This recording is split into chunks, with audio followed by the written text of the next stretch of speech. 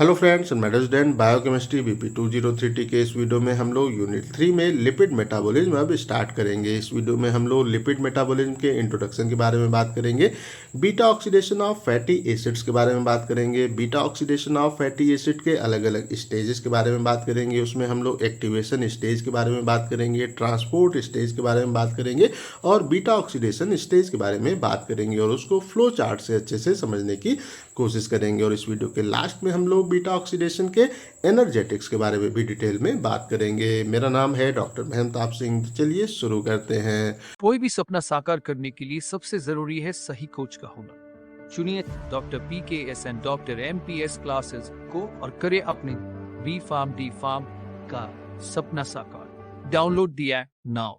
तो अगर हम लिपिड मेटाबॉलिज्म के बारे में बात करते हैं तो जो हमारे लिपिड्स हैं ये एक प्रकार के हमारे बायोमॉलिक्यूल्स होते हैं। तो जो हमारे ह्यूमंस हैं उनमें जो उनका बॉडी वेट है उसका 15 से 20% पार्ट हमारा सिंपली लिपिड होता है। तो आसान तरीके से कहें तो अगर कोई ह्यूमन है उसका वेट 100 kg है तो 15 से 20 kg उसका जो वेट है वो लिपिड्स के कारण वहाँ पे सिंपली होता है। तो हमारे बॉडी में जो भी लिपिड्स होते हैं उनमें से 85 से 90% जो हमारा लिपिड है वो हमारा यहाँ पे ट्राई एसाइल ग्लिसरॉल्स या जो हमारे होते हैं वो ट्राइग्लिसराइड्स होते हैं वो सिंपली यहाँ पे होते हैं। तो आसान तरीके से कहें तो हमारे बॉडी में जो अलग अलग प्रकार के लिपिड्स हैं उनमें से 85 से 90% जो लिपिड है वो हमारा ट्राई एसाइल ग्लिसरॉल सिंपली होता है। तो अगर हम लोग ट्राई एसाइल ग्लिसरॉल के बारे में बात करते हैं तो ये हमारे जो एडिपोज टिश्यूज है उनमें यहाँ पे स्टोर्ड होते हैं और ये हमारा जो होता है एनर्जी का हमारा वो रिजर्वर है उसकी तरह सर्व करते हैं। हमारा जो यहाँ पे एनर्जी का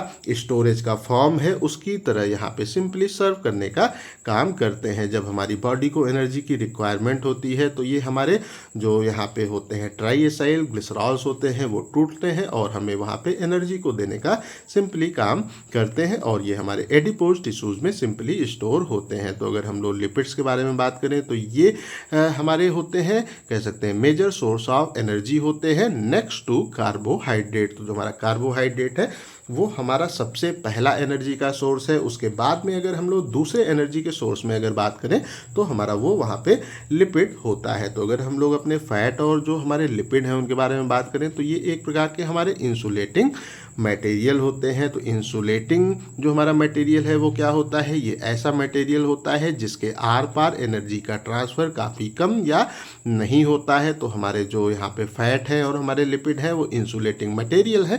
तो ये यहाँ पे क्या करते हैं, ये हमारे बॉडी के टेम्परेचर को सिंपली मेंटेन करने का काम करते हैं कि हमारा जो भी उस प्लेस पे हमारे बॉडी में टेम्परेचर है वो वहाँ पे प्रॉपरली मेंटेन रहे। एक जो हमारा होता है वहाँ पे 37 डिग्री सेंटीग्रेड का टेम्परेचर वो हमेशा मेंटेन रहे, उसके लिए हमारे यहाँ पे फैट और लिपिड यहाँ पे सिंपली रिस्पॉन्सिबल होते हैं। तो अगर हम लोग जो हमारा यहाँ पे होते हैं फैटी एसिड उनके यहाँ पे बीटा ऑक्सीडेशन के बारे में अगर बात करते हैं तो आपका जो सिलेबस है उसमें पाल्मिटिक एसिड के बारे में आपको उस प्लेस पे दिया गया है। तो यहाँ पे जो हमारा beta oxidation of fatty acid है उसको हम लोग पाल्मिटिक एसिड के रेफरेंस में प्रॉपरली समझने की कोशिश करेंगे। तो अगर हम लोग beta oxidation of fatty acids के बारे में बात करते हैं तो हमारे एक साइंटिस्ट थे जिनका नाम था फ्रैंक नुक। उन्होंने 1904 में बीटा ऑक्सीडेशन को पहली बार डिस्कवर करने का काम किया था। और अगर हम लोग बात करते हैं कि इसकी जो डीप स्टडी है, इसका जो हमारा फुल डिटेल है उसको 1950 में हमारे इन साइंटिस्टों ने प्रॉपरली एक्सप्लेन करने का और इसकी यहाँ पे डिस्कवर करने का काम सिंपली किया था। तो अगर हम लोग जो हमारा होता है beta oxidation of fatty acid उसके बारे में बात करते हैं तो जो भी हमारे फैटी एसिड्स होते हैं उनका अधिकतर जो ऑक्सीडेशन होता है वो हमारा बीटा ऑक्सीडेशन के थ्रू वो ऑक्सीडाइज होते हुए हमें देखने को प्राप्त होते हैं। तो यहाँ पे जो हमारा शब्द है बीटा ऑक्सीडेशन, अगर उसके बारे में बात करते हैं तो जो हमारा बीटा ऑक्सीडेशन है इसको हम लोग यहाँ पे डिफाइन कर सकते हैं कि अगर हमारे जो फैटी एसिड्स हैं उनका ऑक्सीडेशन अगर हमें बीटा जो हमारा कार्बन एटम है उस पर अगर देखने को मिलता है तो उस कंडीशन में फैटी एसिड का जो हमारा ऑक्सीडेशन है वो सिंपली बीटा ऑक्सीडेशन वहाँ पे कहलाता है। तो आसान तरीके से कहें तो जो हमारे फैटी एसिड हैं उनमें जो बीटा कार्बन है उसके ऊपर अगर ऑक्सीडेशन होता है तो वो हमारा सिंपली बीटा ऑक्सीडेशन यहाँ पे कहलाता है। आगे स्ट्रक्चर में जब हम लोग देखेंगे तो कॉन्सेप्ट आप लोगों को और अच्छे से क्लियर होगा। तो जब भी हमारे फैटी एसिड का बीटा ऑक्सीडेशन होता है तो वहाँ पे जो हमारा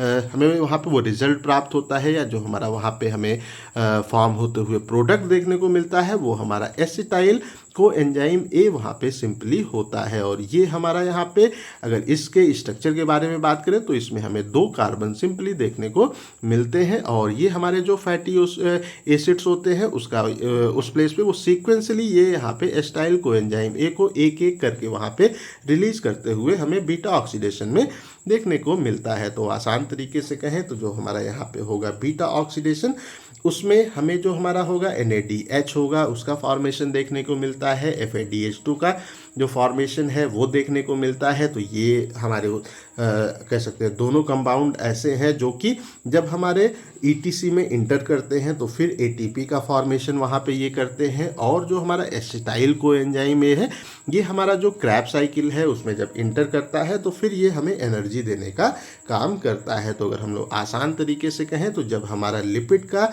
जो हमारा ऑक्सीडेशन होता है, या हम कह सकते हैं कि जो हमारे फैटी एसिड है उनका जब बीटा ऑक्सीडेशन होता है तो हमें हाई अमाउंट ऑफ एनर्जी यहाँ पे प्रोड्यूस होते हुए देखने को मिलती है। इस वीडियो के लास्ट में हम लोग जब एनर्जेटिक्स के बारे में बात करेंगे तो वहाँ पे हम लोग देखेंगे कि लगभग 129 ATP हमें एक मॉलिक्यूल ऑफ जो हमारा फैटी एसिड है, हमारा पाल्मिटिक एसिड है, उससे हमें बनते हुए देखने को मिलते हैं। तो इस कंडीशन में जब हमारा यहाँ पे बीटा ऑक्सीडेशन होता है तो उस कंडीशन में हमें यहाँ पे एसिटाइल कोएंजाइम देखने को मिलता है। ये हमारी जो क्रैब साइकिल है उसमें इंटर करता है और फिर ये अगेन हमें खूब सारी एनर्जी यहाँ पे सिंपली देने का काम करता है। तो अगर हम लोग यहाँ पे जो हमारा होगा बीटा ऑक्सीडेशन उसके बारे में बात करते हैं तो जो हमारा यहाँ पे पाल्मिटिक एसिड है अगर उसके बारे में बात करें तो इसमें हमारे 16 कार्बन होते हैं।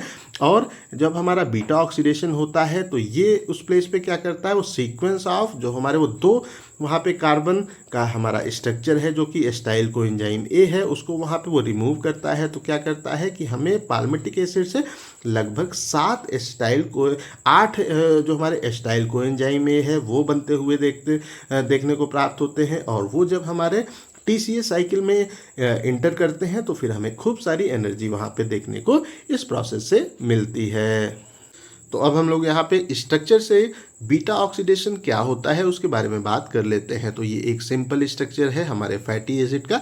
तो इसमें जो हमारा C डबल बॉन्ड O होता है उसके जस्ट बगल का जो कार्बन है वो अल्फा हमारा कार्बन कहलाता है, उसके बाद वाला बीटा, उसके बाद वाला हमारा गामा, उसके बाद डेल्टा, उसके बाद ईटा। तो इस तरह से अगर हम लोग बीटा ऑक्सीडेशन के बारे में बात करते हैं तो क्या होता है कि फैटी एसिड में जो हमारा बीटा कार्बन है उस पर हमें ऑक्सीडेशन देखने को मिलता है। हमें ऑक्सीडेशन इस प्लेस पे, इस बॉन्ड पे यहाँ पे सिंपली देखने को प्राप्त होता है। तो इसीलिए ये जो हमारा होते हैं फैटी एसिड, इनका जब ऑक्सीडेशन होता है तो वो सिंपली हमारा बीटा ऑक्सीडेशन यहाँ पे कहलाता है। तो अगर हम लोग फैटी एसिड के ऑक्सीडेशन के बारे में बात करते हैं तो ये 3 स्टेजेस में हमें देखने को मिलता है। तो फैटी एसिड हमारे ऐसे कंपाउंड होते हैं जो कि हमारे साइटोसॉल से माइटोकॉन्ड्रिया के अंदर डायरेक्टली इंटर नहीं कर पाते हैं। तो सबसे पहले यहाँ पे जो हमारा यहाँ पे होगा अलग अलग स्टेज है, उनमें अगर बात करते हैं तो पहला स्टेज हमारा क्या है, that is called the activation of fatty acid in cytosol. तो जो हमारा साइटोसॉल है उसमें सबसे पहले हमारे फैटी एसिड एक्टिवेटेड होते हैं।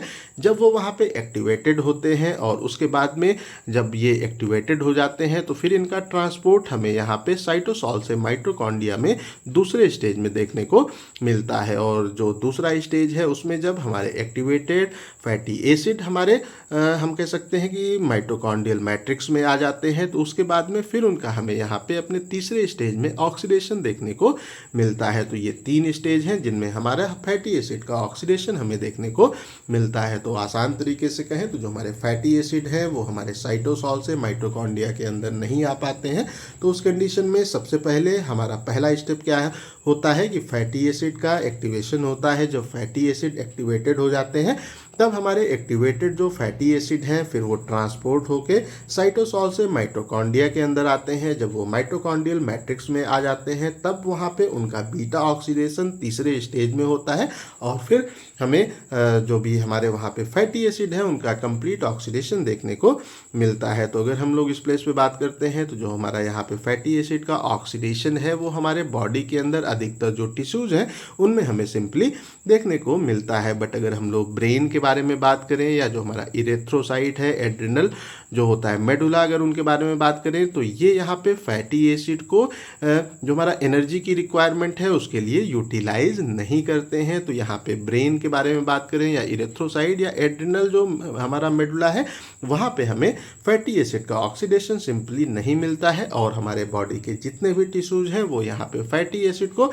जो है यूटिलाइज करते हैं एनर्जी का फॉर्मेशन करने के लिए। तो ये जो हमारे तीनों स्टेज हैं उनको हम लोग एक एक करके यहाँ पे डिटेल में बात करेंगे। तो जो हमारा सबसे पहला स्टेज है वो क्या था, फैटी एसिड का एक्टिवेशन। तो जो हमारे होते हैं फैटी एसिड वो हमारे पहले स्टेज में प्रॉपरली एक्टिवेटेड होते हैं। तो जो हमारे फैटी एसिड है, अगर उनके एक्टिवेशन के बारे में बात करें तो जब ये एक्टिवेटेड होते हैं तो ये यहाँ पे एसाइल को एंजाइम ए को सिंपली फॉर्म करते हैं, और इसमें जो हमारा एंजाइम इन्वॉल्व होता है that is called the thiokinase, या इसको हम लोग एसाइल कोएंजाइम सिंथेज के नाम से भी इंडिकेट करते हैं। तो अगर हम लोग जो हमारा फैटी एसिड का एक्टिवेशन की प्रोसेस है या रिएक्शन है उसके बारे में बात करते हैं तो ये 2 स्टेजेस में होते हुए हमें देखने को मिलती है, और इसमें एटीपी भी रिक्वायर्ड होती है, कोएंजाइम ए भी रिक्वायर्ड होता है, और मैग्नीशियम आयन इन दोनों स्टेज को होने में रिक्वायर्ड होते हैं। तो अगर हम लोग यहाँ पे बात करते हैं कि इसका जो हमारा होता है फ्लो डायग्राम, उसके बारे में अगर हम लोग यहाँ पे बात करें तो कॉन्सेप्ट आप लोगों को और अच्छे से क्लियर होगा। तो ये एक हमारा सिंपल स्ट्रक्चर है फैटी एसिड का। तो इसमें क्या होता है, सबसे पहले इसका एक्टिवेशन होता है, हमारा एंजाइम जो थायोकाइनेज है वो यहाँ पे इन्वॉल्व होता है, एटीपी हमारा एएमपी में कन्वर्ट होता है। एएमपी क्या करता है कि ये जो ऑक्सीजन हमारा है इसको यहाँ से रिमूव करता है, और एएमपी यहाँ पे सिंपली आके अटैच हो जाता है। तो जब एएमपी यहाँ पे अटैच हो जाता है तो ये हमारा यहाँ पे एडनाइलेट, हमारा एसाइल एडनाइलेट यहाँ पे सिंपली हो जाता है। तो ये हमारा स्टेज हो गया 1। उसके बाद में अगले स्टेज में आते हैं तो क्या होता है कि हमारा जो कोएंजाइम ए है वो फिर यहाँ पे इन्वॉल्व होता है, एएमपी को यहाँ से रिमूव करता है और यहाँ पे खुद आके अटैच हो जाता है। तो एसएच जो हमारा ग्रुप है वो यहाँ से हट जाएगा और हमारा कोएंजाइम ए सिंपली यहाँ पे अटैच हो जाएगा। यहाँ पे हमारा एस भी रहता है, यहाँ पे एस जो है छूट गया है, एस भी यहाँ पे रहता है। तो जो हमारा यहाँ पे एच है वो यहाँ से हट जाएगा, एएमपी हमारे एच को यहाँ से ले लेगा, और यहाँ पे जो हमारा COAS है वो यहाँ पे सिंपली अटैच हो जाएगा। तो ये हमारा एसाइल COA को यहाँ पे सिंपली फॉर्म कर देगा, और ये हमारे फैटी एसिड का एक्टिवेटेड फॉर्म सिंपली होता है। तो अगर हम लोग जो हमारा थायोकाइनेज एंजाइम है उसके बारे में बात करते हैं तो ये हमारे अलग अलग जो फैटी एसिड है उनके लिए हमें 3 अलग अलग प्रकार के थायोकाइनेज एंजाइम देखने को मिलते हैं। तो जो हमारा होता है वो लॉन्ग चेन के फैटी एसिड है जिनमें 10 से 20 कार्बन होते हैं, उनके लिए उनको एक्टिवेट करने के लिए अलग हमारा वो थायो जो काइनेज एंजाइम है वो यहाँ पे होता है। अगर हम लोग जो हमारा वो मीडियम चेन के जो फैटी एसिड है उनके बारे में बात करते हैं तो उनको एक्टिवेट करने के लिए अगर हम लोग बात करते हैं वो मीडियम जो हमारा चेन के हमारे होते हैं फैटी एसिड उनमें 4 से 12 हमें कार्बन देखने को मिलते हैं। इनको एक्टिवेट करने के लिए अलग हमारा थायोकाइनेज जो एंजाइम है वो होता है, और जो हमारे होते हैं शॉर्ट चेन के फैटी एसिड जिनमें हमें 4 से कम यहाँ पे कार्बन देखने को मिलते हैं तो उनके लिए अलग थायोकाइनेज एंजाइम होता है। तो ये जो हमारे फैटी एसिड हैं इन द कह सकते हैं प्रेजेंस ऑफ द थायोकाइनेज और एटीपी और हमारा जो होता है कोएंजाइम में उनकी प्रेजेंस में ये हमारा जो होता है फैटी एसिड वो यहाँ पे हमें 2 स्टेजेस में एक्टिवेटेड होते हुए एसाइल कोएंजाइम ए का फॉर्मेशन करते हुए हमें सिंपली देखने को प्राप्त होता है। हाँ, तो जब हमारा यहाँ पे फैटी एसिड एक्टिवेटेड हो जाता है तो उस कंडीशन में अब हमारा जो अगला स्टेज है उसमें हमारा जो होगा एक्टिवेटेड फैटी एसिड या एसाइल कोएंजाइम ए वो फिर ट्रांसपोर्ट होके हमारे माइटोकॉन्ड्रिया के अंदर यहाँ पे सिंपली हमारे अगले स्टेज में इंटर करता है। तो अगर हम लोग इस कंडीशन में बात करते हैं तो जो हमारे फैटी एसिड्स होते हैं वो हमारे इनर माइटोकॉन्ड्रियल मेम्ब्रेन से इम्परमिएबल होते हैं, मीन्स जो हमारे फैटी एसिड हैं वो हमारे इनर माइटोकॉन्ड्रियल मेम्ब्रेन को क्रॉस नहीं कर पाते हैं।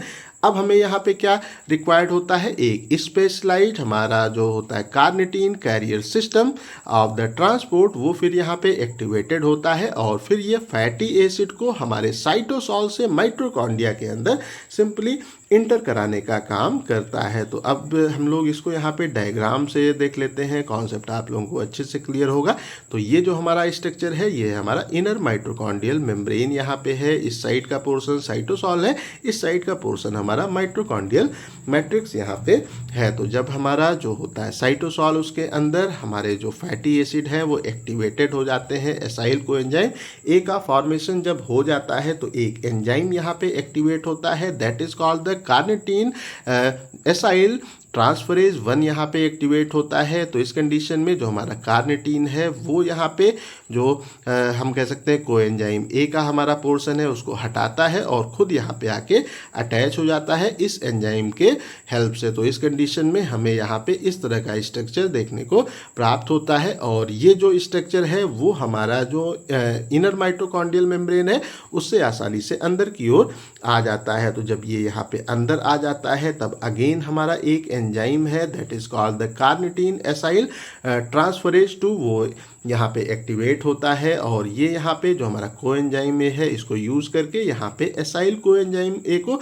अगेन यहाँ पे फॉर्म कर देता है, कार्निटीन फ्री हो जाता है, फिर वो यहाँ पे आता है साइटोसॉल में, फिर ये प्रोसेस यहाँ पे रिपीट होती है। तो ये जो प्रोसेस है ओवरऑल ये हमें 4 स्टेजेस में देखने को मिलती है। जो हमारा होगा पहला स्टेज, उसमें हमारा कार्निटीन एसाइल कोएंजाइम ए के साथ में कंबाइंड होके ये स्ट्रक्चर फॉर्म करेगा। ये स्ट्रक्चर आसानी से यहाँ पे वो डिफ्यूज़ होके स्टेप 2 में हमारा जो साइटोसॉल है उससे माइटोकॉन्ड्रियल मैट्रिक्स के अंदर आ जाएगा।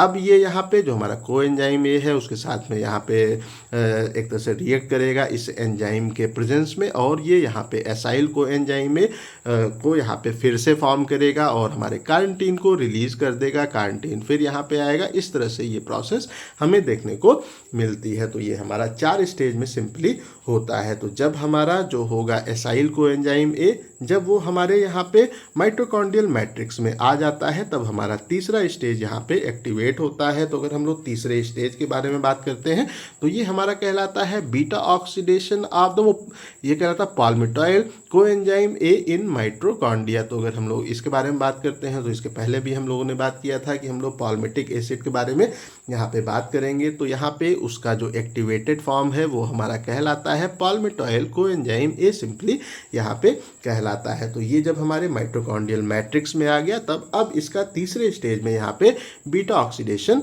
होगा। तो अगर हम लोग जो हमारा पाल्मिटॉइल कोएंजाइम ए है उसके बारे में बात करते हैं तो ये यहाँ पे कह सकते हैं जो बीटा ऑक्सीडेशन इसका होता है उसकी यहाँ पे 7 जो साइकिल है उसमें यहाँ पे हमें मूव होते हुए देखने को या इसकी 7 साइकिल हमें होते हुए यहाँ पे देखने को मिलती है। तो अभी हम लोग जब जो हमारा फ्लो चार्ट है उसमें बात करेंगे तो आपको क्लियर होगा कि 7 साइकिल किस तरह से होती हैं और 7 साइकिल जब होती हैं तब ये यहाँ पे 8 एसिटाइल कोएंजाइम ए को यहाँ पे रिलीज करता है। तो अगर जो हमारा एसिटाइल कोएंजाइम ए है उसके बारे में बात करते हैं तो फिर ये हमारा जो सिट्रिक एसिड साइकिल है या टीसीए साइकिल है उसके अंदर इंटर करती है और फिर ये यहाँ पे कंप्लीटली ऑक्सीडाइज हो जाता है। एसिटाइल कोएंजाइम में हमारे सिट्रिक एसिड साइकिल में कंप्लीटली ऑक्सीडाइज होता है और ये यहाँ पे CO2 और वाटर को सिंपली फॉर्म करता है। तो यहाँ पे हमारी प्रोसेस कंप्लीट हो जाती है। तो अगर इस प्रोसेस के बारे में बात करते हैं तो ये जो हमारा beta oxidation of fatty acid है उसमें हमें काफ़ी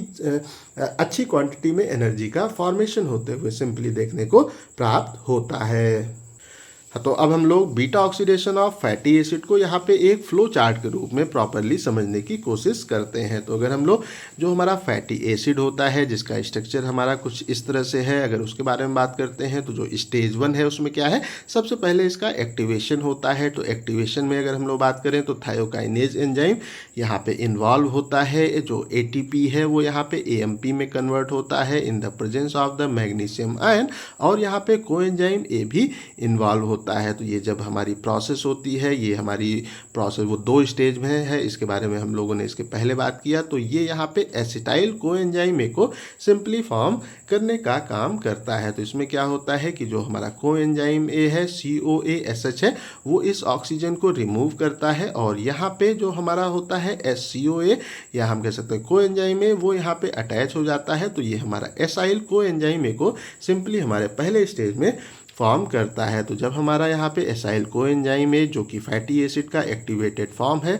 जब वो बन जाता है तो जो हमारा कार्निटीन ट्रांसपोर्ट सिस्टम है उसके थ्रू ये हमारा जो एसाइल कोएंजाइम ए है वो हमारे साइटोसॉल से फिर हमारे माइटोकॉन्ड्रिया के अंदर हमें मूव होते हुए देखने को मिलता है। तो जब हमारा यहाँ पे एसाइल कोएंजाइम ए हमारे माइटोकॉन्ड्रिया के अंदर आ जाता है तब अब इसका जो बीटा ऑक्सीडेशन की प्रोसेस है वो फिर यहाँ पे स्टार्ट होती है। ये जो हमारी प्रोसेस है हमें 4 स्टेजेस में देखने को मिलती है। तो इसमें जो हमारा पहला स्टेज है जिसमें हमारा एसाइल कोएंजाइम ए जब माइटोकॉन्ड्रिया के अंदर आ जाता है तो हमारा एसाइल कोएंजाइम ए डिहाइड्रोजनेज एंजाइम यहाँ पे एक्टिवेट होता है और ये इसको यहाँ पे हमारा वो delta square trans enoyl coenzyme A में सिंपली कन्वर्ट करता है। तो अगर स्ट्रक्चर में देखें तो ये यहाँ पे हमारे जो बीटा कार्बन है, अल्फा कार्बन है, उसका जो ऑक्सीडेशन है वो यहाँ पे करता है और इस कंडीशन में ये हमारे इन दोनों कार्बन से एक हाइड्रोजन एटम को यहाँ पे निकाल लेता है। तो ये हमारा यहाँ पे अन जो वो सेचुरेटेड है वो हो जाता है। तो इनके बीच में हमें यहाँ पे डबल बॉन्ड देखने को मिलता है और इस प्रोसेस में जो हमारा FAD होता है वो FADH2 के फॉर्म में कन्वर्ट होता है। FADH2 जब हमारे जो यहाँ पे होता है इलेक्ट्रॉन ट्रांसपोर्ट चेन में उसमें इंटर करती है तो फिर हमें 2 ATP इससे देखने को मिलता है। तो इसके बारे में हम लोग आगे अच्छे से बात करेंगे। उसके बाद में जो हमारा यहाँ पे था delta square trans enoyl coenzyme A जब फॉर्म हो जाता है तो फिर हमारी दूसरी प्रोसेस यहाँ पे स्टार्ट होती है जिसमें जो एंजाइम हमारा इन्वॉल्व होता है वो हमारा होता है इनॉइल कोएंजाइम ए। ये हमारा होता है हाइड्रोटेज एंजाइम यहाँ पे होता है। ये एक जो वाटर का मॉलिक्यूल है उसको यहाँ पे उपयोग करता है और ये क्या करता है कि जो हमारा यहाँ पे वो एक तो CH है उसमें यहाँ पे एक OH ग्रुप को यहाँ पे अटैच कर देता है और एक हाइड्रोजन को ये CH को सिंपली यहाँ पे ट्रांसफ़र कर देता है। तो अब हमारा स्ट्रक्चर यहाँ पे क्या हो गया, that is called the beta, ये कहलाता है बीटा हाइड्रोक्सी एसाइल कोएंजाइम में सिंपली यहाँ पे कहलाता है। और जब हमारा बीटा हाइड्रोक्सी एसाइल कोएंजाइम ए फॉर्म हो जाता है तो फिर अगेन हमारा एक जो एंजाइम है जो कि एक्टिवेट होता है that is called the beta hydroxy acyl coenzyme में डिहाइड्रोजिनेज यहाँ पे एक्टिवेट होता है और ये क्या करता है कि जो हमारा होता है बीटा कार्बन उसमें से यहाँ पे उसका ऑक्सीडेशन करता है, H ग्रुप को यहाँ से रिमूव करता है। तो यहाँ पे जब H ग्रुप को ये यहाँ से वो रिमूव करेगा तो फिर यहाँ पे क्या होगा कि हमें एक यहाँ पे वो डबल बॉन्ड O देखने को प्राप्त होगा और इस प्रोसेस में जो हमारा NAD+ है वो यहाँ पे NADH+ में कन्वर्ट होता है और अगेन NADH+ हमारा जो इलेक्ट्रॉन ट्रांसपोर्ट चेन है उसमें इंटर करता है तो हमें 3 ATP देखने को मिलते हैं। तो इसके बारे में भी हम लोग आगे डिटेल में बात करेंगे। तो अब हमारा यहाँ पे क्या चीज़ फॉर्म हो गया, दैट इज कॉल्ड द कहलाता है beta keto acyl coenzyme A simply यहाँ पे फॉर्म हो गया। अब हमारा जो यहाँ पे अंतिम प्रोसेस है जिसमें हमारा एंजाइम होता है that is called the thiolase enzyme इस प्रोसेस को एक्टिवेट करता है और ये हमारा जो कोएंजाइम ए है उसको यहाँ पे जो है यूटिलाइज करता है और इस कंडीशन में क्या होता है कि ये यहाँ पे एसिटाइल कोएंजाइम है। अगर हम लोग स्ट्रक्चर में देखें तो इस प्लेस से इसको यहाँ पे कट कर देता है और ये स्ट्रक्चर हमारा यहाँ पे अलग हो जाता है जो कि एसिटाइल कोएंजाइम ए कहलाता है और इस प्लेस पे जो हमारा होता है कोएंजाइम ए वो यहाँ पे अटैच हो जाता है और ये यहाँ पे एसाइल कोएंजाइम ए को फॉर्म करता है जिसमें से हमारे 2 कार्बन एटम हमारी पहली प्रोसेस में हट जाते हैं। तो इस तरह से क्या होता है कि ये जो हमारी है प्रोसेस, अगर हम लोग इस प्रोसेस के बारे में बात करते हैं तो फिर से ये अगेन हमारी इस प्लेस पर रिपीट होती है। ये हमारी जो प्रोसेस है फिर से होती है। ये प्रोसेस हमारी तब तक होती है जब तक कि हमारा जो यहाँ पे होगा फैटी एसिड या एसाइल कोएंजाइम ए वो कम्प्लीटली यहाँ पे जो ख़त्म होके जितने भी एसिटाइल कोएंजाइम ए है उसको फॉर्म नहीं कर देते हैं। तो जब हमारे एसिटाइल कोएंजाइम ए फॉर्म हो जाएंगे तो उस कंडीशन में फिर ये एसिटाइल कोएंजाइम ए हमारे क्रैब साइकिल के अंदर इंटर करेंगे और फिर इसका ऑक्सीडेशन कंप्लीट हो जाएगा और ये यहाँ पे CO2 का फॉर्मेशन सिंपली कर देंगे। तो अगर हम लोग ये जो हमारा है डायग्राम उसके बारे में बात करते हैं तो इसमें क्या हम लोग ने सिंपली पाल्मिटिक एसिड के बारे में बात किया है। तो पाल्मिटिक एसिड के बारे में बात करें तो जो हमारा पाल्मिटिक एसिड है उसको वो जब एक्टिवेट होता है तो वो फॉर्म करता है दैट इज कॉल्ड द कहलाता है पाल्मिटाइल कोएंजाइम ए और इसमें 16 कार्बन सिंपली होते हैं। तो इसमें जब हमारे वो 16 यहाँ पे कार्बन होते हैं तो क्या होता है कि हर प्रोसेस में हमारे यहाँ पे अगर हम इस प्लेस पे देखें तो हर प्रोसेस में हमारे वो 2 कार्बन हमारा जो है एस्टाइल कोएंजाइम में है उससे यहाँ पे टूट रहे हैं हर प्रोसेस में। तो इस कंडीशन में अगर हम लोग यहाँ पे अगर सिंपली बात करते हैं तो क्या होता है कि जो हमारा होता है पाल्मिटिक एसिड उसमें हमारे 16 कार्बन हैं, 1 2 3 4 5 6 7 8 9 उसके बाद 10 11 12 13 14 15 16। तो इस कंडीशन में अगर हम लोग बात करें तो क्या होगा कि जब हमारी ये होगी पहली साइकिल तो उस कंडीशन में ये यहाँ पे हो जाएगा 14 क्योंकि वो 2 कार्बन ये यहाँ पे एक तरह से हटा देगा तो एक हमारा यहाँ पे हो जाएगा एस्टाइल कोएंजाइम ए फॉर्म हो जाएगा। फिर से हमारी जो प्रोसेस है वो रिपीट होगी तो उस कंडीशन में क्या होगा कि ये हमारा वो दूसरा एक तरह से वो प्रोसेस है। उसके बाद में वो तीसरी हमारा जब होगा तो उसमें अगेन ये 2 को काट देगा तो ये 3 हो जाएगा। उसके बाद में अगेन ये इसको काट देगा तो ये हमारा 4 हो जाएगा। अगेन इसको यहाँ पे काटेगा वो 2 को जो है यहाँ पे अलग कर देगा, वो जो हमारे 2 कार्बन है उनको यहाँ पे अलग कर देगा, 5 हो जाएगा। जो उसके बाद में ये मेरे ख्याल से कुछ यहाँ पे गड़बड़ हो गया, यहाँ ये जो इस प्लेस पे काटेगा तो ये 4 हो जाएगा, ये हमारा ठीक है। इसको काटेगा तो ये हमारा यहाँ पे 5 हो जाएगा। फिर ये एक तरह से इसको काटेगा तो ये हमारा 6 हो जाएगा और इसको काटेगा तो ये हमारा 7 हो जाएगा। तो 7 यहाँ पे साइकिल होंगी और यहाँ पे 1 2 3 4 और उसके बाद में ये 5, उसके बाद में ये 6 और ये हमारा 7 हो गया और ये 8 हमें यहाँ पे एसिटाइल कोएंजाइम ए का फॉर्मेशन होगा। तो ये हल्का सा गड़बड़ हो गया, इसको हम लोग फिर से यहाँ पे देख लेते हैं। तो अगर हम लोग बात करते हैं कि जो हमारा पाल्मिटिक एसिड है उसमें हमारे 16 कार्बन होते हैं, 1 2 3 4 5 6 7 8 9 10 11 12 उसके बाद में ये हो गया 13 14 15 16। ठीक है, तो हमारा जो पाल्मिटिक एसिड है उसमें कितने कार्बन है, टोटल 16 कार्बन वहाँ पे होते हैं। तो ये जब हमारा जो हमारा यहाँ पे ऑक्सीडेशन होता है, बीटा ऑक्सीडेशन, तो पहले वो यहाँ पे 2 जो हमारे कार्बन का स्ट्रक्चर है जो कि एस्टाइल कोएंजाइम ए हमारा कहलाता है, उसको ये यहाँ पे पहली बार में कट करता है। तो ये हमारा हो गया पहली साइकिल। उसके बाद में वो दूसरी साइकिल में ये इसको यहाँ पे कट कर देता है। तीसरी साइकिल में जो अगेन ये वो 2 को यहाँ पे वो कट कर देता है। उसके बाद में होती है हमारी अगली साइकिल जो कि 4th साइकिल है, उसमें इस प्लेस पे वो 2 को इसने कर दिया। फिर उसके बाद में जो हमारा होगा 5वां साइकिल, उसमें ये यहाँ पे जो वो 2 को यहाँ पे कट कर देगा। फिर हमारा होगा यहाँ पे 6ठा साइकिल, उसमें वो 2 को कट कर देगा और फिर 7वें साइकिल में ये 2 को कट कर देगा। तो हमारे यहाँ पे कितने एस्टाइल कोएंजाइम में फॉर्म होंगे, एक हमारा यहाँ पे फॉर्म हो जाएगा, दूसरा यहाँ पे हमारा एक तरह से फॉर्म हो जाएगा, तीसरा हमारा यहाँ पे फॉर्म होगा, 4th हमारा यहाँ पे फॉर्म होगा, 6th हमारा यहाँ पे फॉर्म होगा, 7वां हमारा यहाँ पे फॉर्म होगा।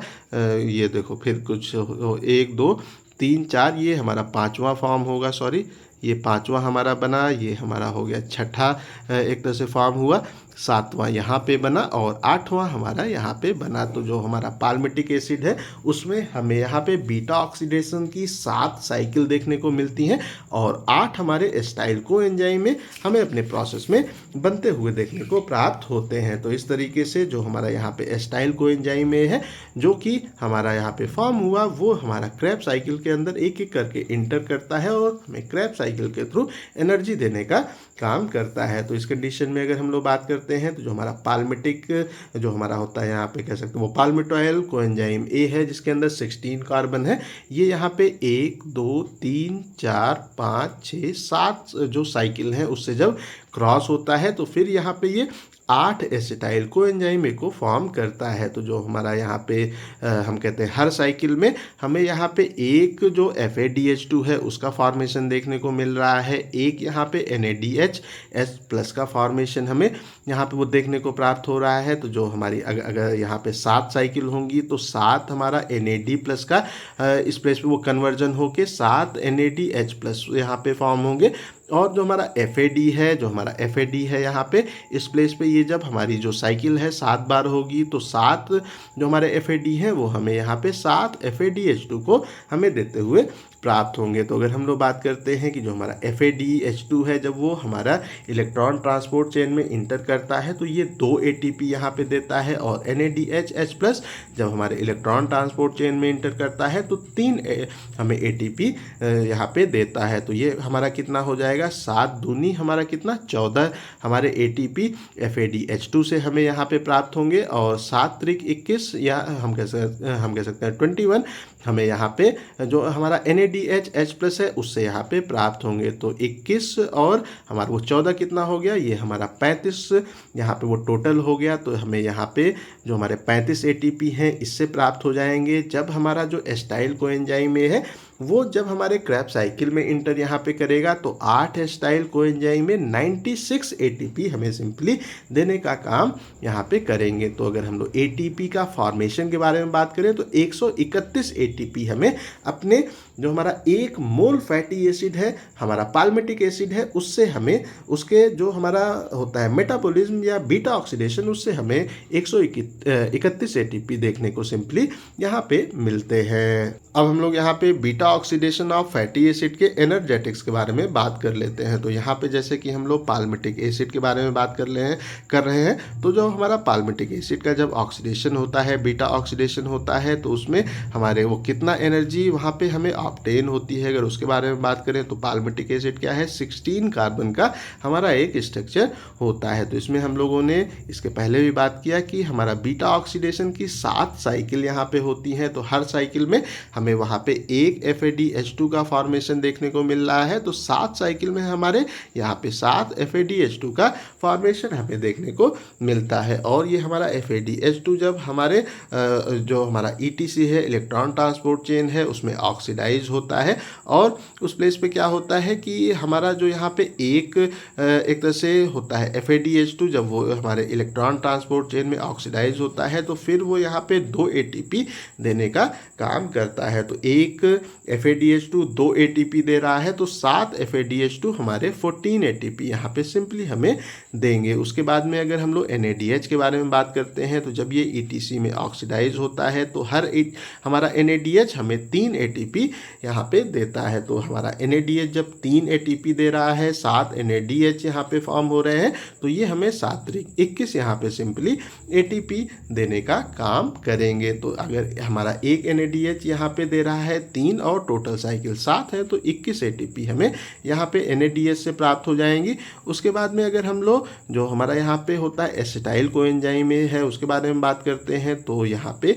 8 एसिटाइल कोएंजाइम का फॉर्मेशन हमें देखने को प्राप्त होता है। तो जब हमारे 8 एसिटाइल कोएंजाइम में सिट्रिक एसिड साइकिल में इंटर करते हैं तो एक हमारा जो होता है कोएंजाइम A जब सिट्रिक एसिड साइकिल में इंटर करता है तो 12 OTP जो ATP है वो हमें सिंपली देने का काम करता है। तो जब 8 एसिटाइल कोएंजाइम में यहाँ पे इंटर करेंगे तो 12 × 8 हो जाएगा 96 ATP हमें अपने जो हमारा एसिटाइल कोएंजाइम A है जो कि 8 बन रहे हैं उनसे हमें 96 ATP यहाँ पे फॉर्म होते हुए देखने को प्राप्त होंगी। तो यहाँ पे हम आसान तरीके से कह सकते हैं कि हमारे 1 मोल पाल्मिटॉइल कोएंजाइम A जो है या हमारा पाल्मिटिक एसिड है उससे हमें यहाँ पे अगर टोटल एनर्जी कितनी मिल रही है तो क्या हो जाएगा कि ये हमारा हो जाएगा एक तरह से इसको ऐड कर देंगे तो ये हमारा हो जाएगा 35 और हमारा 96, तो इसको जब ऐड करेंगे तो 131 ATP हमें यहाँ पे सिंपली बनते हुए देखने को प्राप्त होगी। और जो हमारा यहाँ पे होगा फैटी एसिड उसके एक्टिवेशन में हमें 2 ATP यहाँ पे कंज्यूम करनी होती है। ATP हमारा ADP में फिर AMP में कन्वर्ट होता है तो ये हमारा 2 बार यहाँ पे टूटता है। तो इस कंडीशन में अगर हम लोग बात करते हैं तो हमारा यहाँ पे 2 जो ATP है वो हमें अपने फैटी एसिड का एक्टिवेशन में या जो हमारा होता है पाल्मिटिक एसिड उसको वहाँ पे जो हमारा होता है पाल्मिटॉइल कोएंजाइम A है जो कि एक्टिवेटेड फॉर्म उसका है उसमें कन्वर्ट होने में हमें यहाँ पे स्पेंड करनी होती हैं, वो यहाँ पे कंज्यूम होती हैं। तो 131 में जब 2 हमारा निकल जाएगा तो हम यहाँ पे कह सकते हैं कि जो हमारा यहाँ यहाँ पे होता है जो हमारा होता है पाल्मिटेट, उसके ऑक्सीडेशन में हमें यहाँ पे 131-2 मीन्स 129 एटीपी लगभग यहाँ पे फॉर्म होते हुए देखने को मिलती हैं। तो हमारा जो यहाँ पे होगा 1 मोल हमारा होगा पाल्मिटॉइल, उससे जो होगा हमारा पाल्मिटेट, उससे हमें यहाँ पे 129 एटीपी का फॉर्मेशन सिंपली देखने को मिलता है। अब हम लोग यहाँ पे एक तरह से बात करते हैं कि हमारा यहाँ पे एनर्जी का जो कन्वर्जन है वो कितना हमें होते हुए देखने को मिलता है। तो अगर हम लोग जो हमारा पाल्मिटेट है उसके बारे में बात करते हैं तो उसका जो हमारा स्टैंडर्ड फ्री एनर्जी है वो यहाँ पे होता है 2340 कैलोरी के आसपास। उसका जो हमारा स्टैंडर्ड फ्री जो एनर्जी है वो यहाँ पे सिंपली होती है। और अगर हम लोग बात करते हैं कि इससे 129 एटीपी का फॉर्मेशन होता है, तो जब ये ऑक्सीडाइज होता है तो 129 एटीपी हमें देखने को मिलती है। एक जो एटीपी है उसकी हमारी एनर्जी कितनी है, 7.3 कैलोरी है। तो 129 की कितनी हो जाएगी, 129 इंटू 7.3 कैलोरी। तो ये अप्रॉक्सीमेटली हमारा 940 कैलोरी हमें एनर्जी अपने हमारा जो पाल्मिटेट है उसके एक मॉलिक्यूल से हमें सिंपली फॉर्म होते हुए देखने को मिलती है। तो अगर हम लोग बात करते हैं कि हमारा यहाँ पे इफिशियंसी ऑफ एनर्जी कन्वर्जन कितना है, तो इस कंडीशन में अगर हम लोग फैटी एसिड के ऑक्सीडेशन के बारे में बात करें या जो हमारा पाल्मिटेट है उसके ऑक्सीडेशन के बारे में बात करें, तो वहाँ पे जो हमारा इफिशियंसी ऑफ एनर्जी जो कन्वर्जन है वो कितना है कि हमारा वो 940 यहाँ पे कैलोरी एनर्जी का हमारा फॉर्मेशन हुआ। उसकी हमारी फ्री एनर्जी कितनी थी, ये हमारी थी 2300 जो 40 कैलोरी है इंटू 100 से मल्टीप्लाई कर देंगे। तो जब इसको हम लोग सॉल्व करेंगे तो अप्रॉक्सीमेटली 40% जो हमारा यहाँ पे पाल्मिटेट की फ्री एनर्जी है वो हमारे एटीपी के फॉर्मेशन में यूज हो जाती है, और जो 60% रिमेनिंग एनर्जी है वो हमारे बॉडी के अंदर टेम्परेचर को मेंटेन करने के लिए अलग जो प्रोसेस है उनमें यहाँ पे हमें यूटिलाइज होते हुए देखने को प्राप्त होती है। तो आई थिंक सो जो हमारा beta oxidation of fatty acid है वो आप लोगों को अच्छे से समझ में आ गया होगा। अगर अभी भी कहीं कोई कन्फ्यूज़न है तो कमेंट करके पूछ सकते हैं। इस टॉपिक का PDF आपको डिस्क्रिप्शन में मिल जाएगा। इस वीडियो को लाइक करें, अपने दोस्तों के साथ शेयर करें, और ऐसे ही वीडियोस को देखने के लिए हमारे चैनल को सब्सक्राइब करना बिल्कुल भी ना भूलें, और हमारे ऐप को भी इंस्टॉल करना बिल्कुल भी ना भूलें। Thank you.